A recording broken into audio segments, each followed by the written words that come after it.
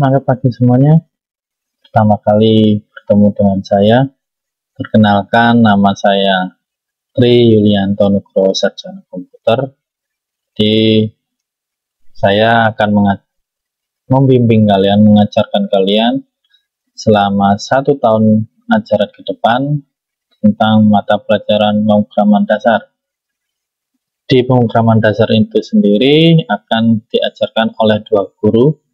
Yang pertama yaitu saya sendiri, dan yang kedua adalah Pak Jerry Handoyo. Saya harap kalian selama belajar pemrograman dasar teruslah berlatih, terus semangat tanpa ada menyerah. Untuk pembelajaran pada hari ini kita akan belajar gimana menerapkan alur logika pemrograman komputer ya. Jadi di pembicaraan hari ini kita akan mengenal gimana sih alur program komputer. Jadi kita akan mengenal tahap-tahapnya berpikir dari program komputer ya. Nah, kalian tahu untuk pertama kali yang mungkin baru mengenal komputer, bahwa kalian tahu komputer itu sendiri adalah suatu alat ya, alat bantu untuk menyelesaikan suatu permasalahan. Di zaman sekarang komputer sudah berbagai bentuk, bisa bentuknya iPad ya, pad, jam, jam tangan, laptop, CPU, dan sebagainya. Mulai yang ukuran besar hingga yang terkecil, perangkat elektronik sudah menggunakan komponen komputer. Di zaman sekarang kita tidak akan bisa lepas namanya dari komputer. Komputer itu sendiri di dalamnya ada namanya program komputer, atau biasanya disebut dengan program. Jadi program itu adalah suatu instruksi untuk menyelesaikan suatu masalah itu secara spesifik atau secara umum ya. Jadi program itu adalah suatu perintah yang berisi kumpulan perintah yang bertujuan untuk menyelesaikan suatu masalah. Di menurut angka pertama logika pemrograman komputer ini, kalian tahu bahwa suatu langkah-langkah yang diberikan nomor secara urut dan spesifikasi terinci ya. Nah, algoritma itu membutuhkan langkah-langkah yang jelas dan tepat. Kan itu membutuhkan suatu langkah penomoran. Ya, untuk yang pertama dalam alur logika pemrograman komputer yaitu dasar pemrograman. Dasar pemrograman itu sendiri merupakan komputer yang dirancang khusus untuk mengikuti instruksi-instruksi yang bertugas untuk menyelesaikan suatu masalah. Nah, kumpulan-kumpulan instruksi itu sendiri yang dinamakan sebagai algoritma. Jadi algoritma itu akan memerintahkan komputer untuk menyelesaikan suatu masalah dengan proses berikut ya. Saya gambarkan berikut. Nah, algoritma, jadi kalau misalnya ada perintah masukan dari perangkat masukan itu seperti keyboard, mouse, dan sebagainya, itu nanti akan diproses di namanya CPU. Sedangkan untuk menyimpan algoritma itu akan tersimpan pada namanya memori. Nah, jadi kalau misalnya algoritma itu disimpan dalam memori dan ada perintah dalam algoritma itu untuk minta suatu inputan dari peranti inputan, maka dia akan diproses di dalam CPU.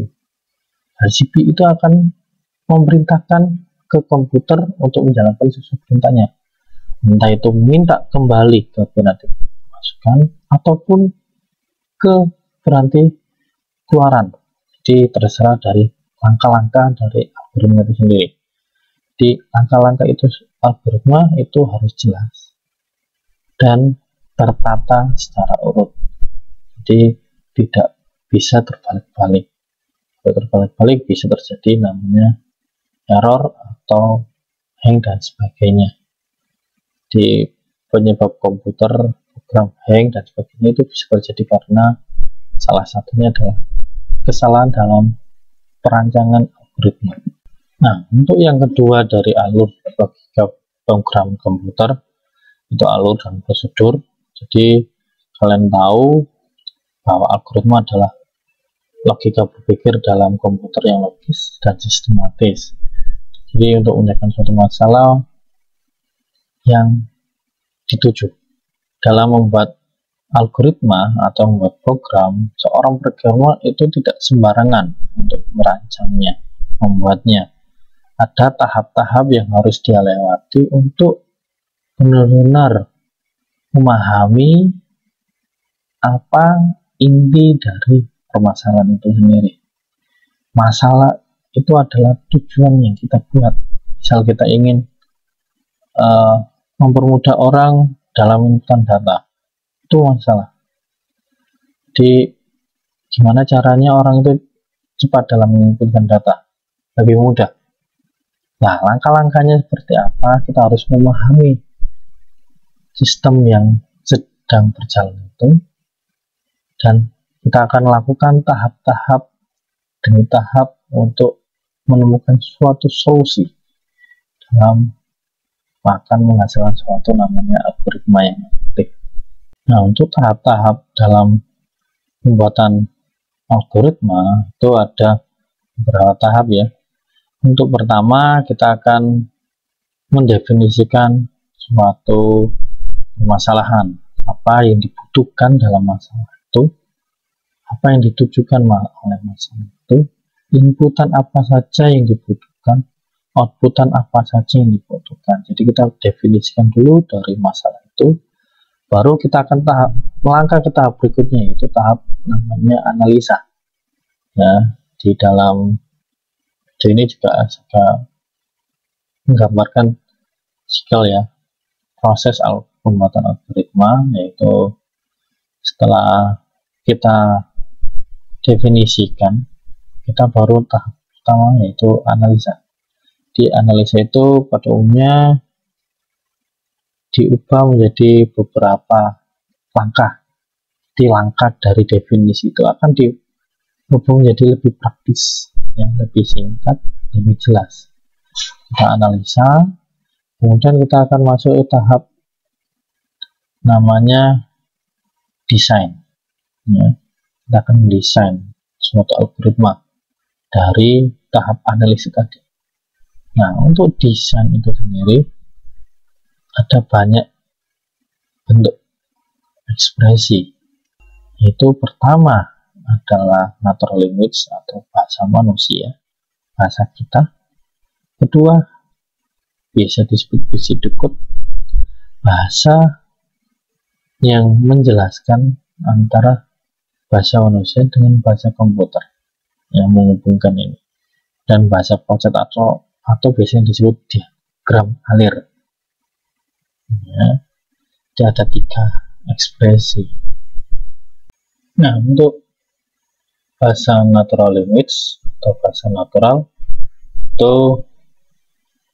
itu menggunakan bahasa kita ya, atas kita sehari-hari, boleh bahasa Indonesia, bahasa Inggris. Namun ada aturan yang harus kalian terapkan dalam membuat namanya algoritma natural language ya. Itu yang pertama, langkah pertama kali harus diawali dengan start atau mulai, atau bahasa lainnya yang mengartikan mulai ya. Dan terakhir sendiri, paling akhir, langkah paling akhir harus diakhiri dengan kata selesai atau end ya. Jadi harus pertama kali start dan end. Sebagai contoh, jadi kalau misalnya kalian itu ingin meminum 1 gelas minuman, nah logikanya langkahnya gimana? Langkah pertama berarti kita menuliskan mulai. Langkah kedua kita akan menuliskan siapkan 1 buah gelas kosong. Langkah ketiga, masukkan gelas yang kosong tadi dengan air. Kemudian langkah keempat, baru ambil gelas yang berisi air itu dan kita minum dan selesai ya. Jadi kata selesai, langkah terakhir itu adalah nomor sendiri ya. Di pertama tadi start, kedua ambil gelas yang kosong, ketiga tuangkan air ke dalam gelas yang kosong, keempat kita ambil gelas yang berisi air itu, kemudian kelima kita minum gelas yang berisi air tadi, dan enam baru kita selesai ya. Itu adalah langkah-langkah untuk mengontrol image. VisiDecode itu sendiri memiliki suatu aturan juga ya. Di pertama kalian harus menuliskan bagian judulnya, kedua deklarasi komponen apa saja yang dibutuhkan, menyiapkan deklarasi itu ya. Kemudian mendeskripsikan bagian-bagiannya, kemudian memberikan komentar jika dibutuhkan, dan itu pun ada simbolnya. Kalau misalnya komentar itu ada kurungnya, ada variabel dan sebagainya. Untuk lebih jelasnya kalian bisa membaca di ebook yang saya bagikan. Nah, untuk contohnya bisa seperti yang kalian lihat ya. Di sini ada deklarasinya, judulnya bilangan prima, deklarasinya, deskripsinya. Nah, ini langkah-langkahnya untuk VisiDecode. Ini contohnya. Nah, untuk ekspresi yang ketiga itu flowchart ya. Flowchart itu sendiri adalah diagram alir, jadi menggambarkan proses dari program itu nanti akan berjalan. Logikanya seperti apa program itu berjalan. Di langkah awal hingga akhirnya apa, persis apa yang dilakukan oleh VisiDecode. Jadi apa yang sudah kita buat di VisiDecode tadi kita rubah ke dalam bentuk diagram alir. Nah, flowchart itu sendiri memiliki simbol-simbol yang fungsinya tersendiri. Ada namanya di sini, kalian bisa ada namanya terminator, fungsinya untuk start dan end atau mengawali dan mengakhiri. Kemudian ada simbol diagram alirnya ya, menjelaskan alurnya kemana. Ingat, diagram alir itu harus ada tanda panahnya, bukan hanya sekedar garis saja, harus ada tanda panahnya, ada preparation dan sebagainya, simbol-simbol sebagainya. Nah, jadi kalian bisa lihat membacanya, maupun kalian bisa baca di PDF ebook yang saya bagikan. Itu adalah ekspresi-ekspresi untuk mendesain algoritma. Nah, setelah kalian membuat desain itu tadi, baru beranjak ke namanya tahap implementasi. Jadi kalian bisa melakukan pengkodan ya. Pengkodan kalian bisa menggunakan bahasa pemrograman yang kalian kuasai, yang kalian tujukan. Jadi kalau misalnya yang 1 tahun ke depan kita itu akan belajar bahasa namanya bahasa Python. Bahasa Python itu bukan nama suatu hewan ya, itu bahasa pemrograman. Bahasa Python ini bisa berbagai platform untuk saat ini, dan kebetulan lagi booming. Bisa bentuknya web, bisa Android, bisa terhubung dengan elektronika yang kecil, di sensor-sensor kecil itu bisa menggunakan bahasa Python. Di bahasa Python yang kita pelajari ini agak fleksibel dan lebih mudah daripada bahasa pemrograman. Kemudian setelah pengkodan tadi yang kalian buat, kalian melakukan proses namanya uji coba, trial and error.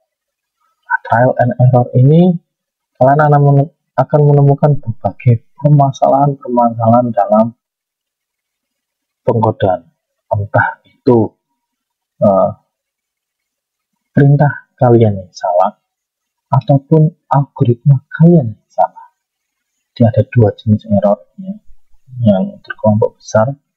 Itu yang pertama, perintah kalian yang salah atau algoritma kalian yang salah. Jadi jika program yang salah pasti akan mengeluarkan suatu notifikasi error. Tapi jika algoritma yang salah tidak akan mengeluarkan informasi apapun error, namun hasil yang dihasilkan dari perintah itu tidak sesuai yang kita harapkan. Itu algoritma yang salah. Jadi kalian akan bisa membedakan, oh ini yang salah adalah perintahnya, oh ini yang salah adalah algoritmanya. Jadi kalian akan lebih mudah untuk mengerjakannya. Jadi ini adalah penjelasan saya harap kalian lebih jelas apa yang saya jabarkan dalam e-book yang saya bagikan. Kalian akan menerapkannya dalam suatu tugas. Di dalam e-book sudah saya bentuk tugas, beberapa tugas. Jadi yang pertama tadi yang sudah kalian lakukan yaitu mencari informasi mengenai logika bahasa pemrograman, logika pemrograman komputer warna-warna D. Itu adalah tugas pertama. Yang tugas kedua yaitu kalian akan mendiskusikan, membuat beberapa pertanyaan ya, beberapa pertanyaan dengan teman kalian, satu kelompok maksimal 2 orang. Kalian berdiskusi mengenai kasus tentang seorang yang ingin membeli suatu komputer. Jadi kalau misalnya saya ingin membeli suatu komputer CPU rakitan, apa yang harus saya lakukan? Apa yang langkah-langkah yang tepat untuk saya bisa menghasilkan suatu CPU yang maksimal dan efisien? Langkah-langkahnya tidak harus berkali-kali berulang ya. Kemudian kalian akan presentasikan dengan kelompok kalian ya. Setelah kalian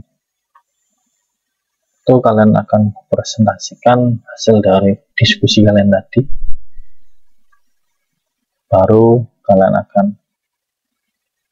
kumpulkan ke saya. Demikian video hari ini. Saya harap kalian bisa mengerjakan tugas-tugas yang saya berikan dan tetap semangat.